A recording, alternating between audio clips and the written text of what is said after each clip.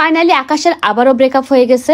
আকাশের ব্রেকআপ হয়ে যাবে আর খিচুড়ি পার্টি হবে না, এটা তো হতেই পারে না। সো হাই এভরিওয়ান, আকাশের ব্রেকআপ পার্টি উপলক্ষে আজকে বাসায় অনেক রান্না বান্না করা হবে। তো প্রথমে আমি ইলিশ মাছ কেটে ধুয়ে নিচ্ছি। দেন আমি মাছটাকে লবণ, হলুদ, মরিচের গুঁড়ো দিয়ে মাখিয়ে ম্যারিনেট করে রেখে দিব। দেন আমি বাকি কাজগুলো করব। সো আপনারা বুঝতেই পেরেছেন ইলিশ মাছ ভাজির সাথে খিচুড়ি রান্না করা হবে। তো এখন আমি খিচুড়ি রান্না করার জন্য প্রিপারেশন নিচ্ছি। আমার হাতে যে আপনারা ডাল মিক্সটা দেখেছেন, এটা নিয়ে আপনারা আগের ভিডিওতে অনেক কমেন্ট করেছিলেন। ওইটাতে মেবি চালের সাথে বেশ কয়েক রকমের ডাল মিক্সড করা ছিল, যেটাকে বলা হয় মিক্সড খিচুড়ি রাইস। আপনাদের কোশ্চেন ছিল এই রাইসটা আমি কোথায় থেকে নিয়েছি। ওটা আমি নিয়েছিলাম স্বপ্না আপার কাছ থেকে, মানে স্বপ্ন সুপার শপ থেকে। আপনাদের বাসার আশেপাশে যদি কোনো সুপার শপ থাকে তাহলে একটু খোঁজ নিয়ে দেখবেন, আর যদি না পান তাতেও প্যারা নেই, আপনারা বাসায় তৈরি করতে পারবেন। জাস্ট খিচুড়ি চালের সাথে বাজার থেকে বেশ কয়েক রকমের ডাল কিনে মিক্সড করে রেখে দিবেন। তো আজকে আমি খিচুড়ি রান্না করব প্রেসার কুকারে। আমার কাছে মনে হয় রাইস কুকার বা প্রেসার কুকারে রান্না করা খিচুড়ি খেতে অনেক বেশি মজা হয়। আপনি চাইলে চাল ডাল মশলা একদম মাখিয়ে উঠিয়ে দিতে পারেন, কিন্তু আজকে যেহেতু আমি পোলায়ের চালের খিচুড়ি রান্না করছি তাই একটু ডিফারেন্ট করে করলাম। আমি শুরুতেই চালটাকে তেলে দিয়ে দিলাম যাতে একটু ভালোভাবে ভেজে নিতে পারি। রেগুলার রাইস দিয়েও যদি খিচুড়ি রান্না করেন তারপরে চালটা একটু ভেজে নেবেন, খেতে ভালো লাগবে। দিয়ে দিয়েছি একটু ঘি, যেটা খেতে এবং ফ্লেভার দুইটাই অনেক সুন্দর হবে। চালটা ভাজা হয়ে গেলে পরিমাণ মতো পানি দিয়ে প্রেসারের ঢাকনা দিয়ে প্রেসারটা আমি আটকে দিলাম। প্রেসারের 3টা সিটি দেওয়ার পরে আমি নামিয়ে ফেলবো। তো ভাবলাম যে এই ফাঁকে আমি ইলিশ মাছগুলো ভেজে ফেলি। আমার রান্না করতে খুবই ভালো লাগে, কিন্তু এই যে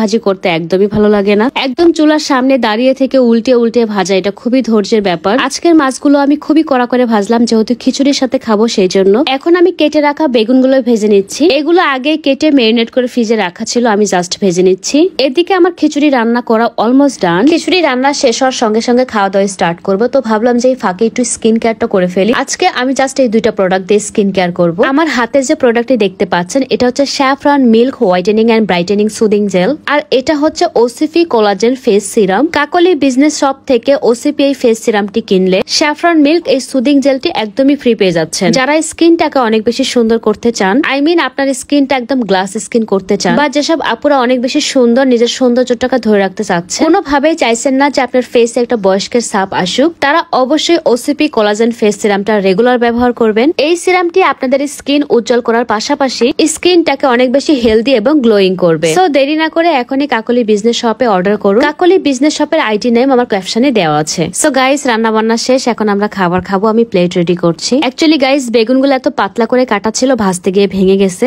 আপনারা অনেকে আমাকে জিজ্ঞেস করেন যে আমি ঢাকা একা থাকি কিনা। আমি ঢাকা একা থাকি না, আমি আমার ফ্যামিলি মেম্বারদের সাথে থাকি। আজকে খাবারের প্লেট দেখে অ্যাটলিস্ট বুঝতে পেরেছেন আমার ভাই বোন অ্যাকচুয়ালি ক্যামেরার সামনে ওভাবে আসে না, আসতে চায় না। ব্যাপারটা কিন্তু এমন না, আসলে হয়ে ওঠে না। এই যে এতগুলো খাবার রেডি করা হয়েছে সবগুলো কিন্তু আমি একা করিনি, সাথে আমার বোনও করেছে। সো তারা রান্না করে আবার আমাকে ভিডিও করে দেয়, সবকিছু মিলে আসলে হয়ে ওঠে না। যাই হোক, আজকের খাবার আলহামদুলিল্লাহ খুবই মজা হয়েছে। খিচুড়ির সাথে ইলিশ মাছ ভাজি, এমন একটা মানুষ নেই যে তার পছন্দ না। আরো একটা খাবার কিন্তু আছে, সেটা হচ্ছে শুকনা মরিচ আর পেঁয়াজ ভর্তা। মাই গড, যেমন ঝাল তেমন টেস্টি। একদম পুরো মা ঘাটের একটা ফিল নিয়ে খাবার খাচ্ছিলাম আজকে। এখন হয়তো আপনারা অনেকেই বলবেন যে তাহলে আকাশের ব্রেকআপের কি হলো? কয়েকদিন থেকে যে পরিমাণ বৃষ্টি হচ্ছে আপনাদের কি মনে হয় কারো ব্রেকআপ না হলে এই পরিমাণ কান্না করে?